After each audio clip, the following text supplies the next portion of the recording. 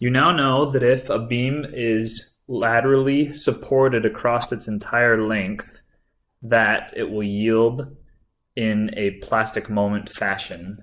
However, if it's not braced along its compression flange continuously, we call that a laterally unsupported beam, and you have problems with LTB, lateral torsional buckling. The key that you need to remember in LTB is this figure. If you know this figure, you should do well. On the x-axis, we have the unbraced length, LB, and on the y-axis, we have the moment capacity, MN.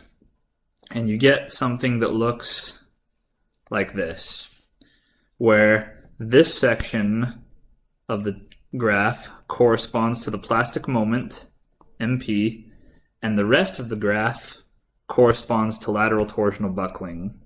There's three different zones that this chart or graph gets divided into based upon values calculated of LP and LR. If you are in this region of the graph, you will experience plastic yielding or a plastic moment. If you are in, and we call that zone 1, if you are in zone 2, which is this section, that is inelastic lateral torsional buckling, and if you are in this zone, which we call zone 3, you will have elastic lateral torsional buckling. Now, which zone you're in all depends on how your unbraced length, LB, compares with LP and LR. There are equations for LP and LR in Chapter F in your AISC manual. Also, if you want to know it for a specific shape, they're tabulated for you in the ZX table. So, what do you need to know? Well, sometimes when they want to laterally torsional buckle, you'll end up in zone 2. If you end up in zone 2, then there is an equation in Chapter F, and it's a big long equation. It's the CB times MP, and you can look up the rest of it, but it's really long, and it's not very fun. So it's a lot easier just to go to Table 3-10 in your manual. Now, Table 3-10 in your manual is this table. However, this line is specific for every single W section.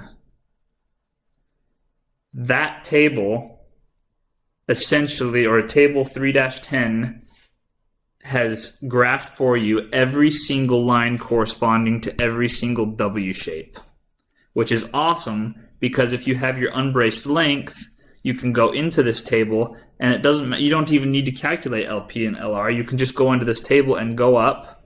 Say your unbraced length landed right here, you'd go up, and then you'd come to the W shape you're looking for, and then you'd come over and read your capacity. Now, on the flip side, if you're trying to choose the W shape and you have an unbraced length and you know what your demands are, you'd find your unbraced length and you would come up until you hit your demand.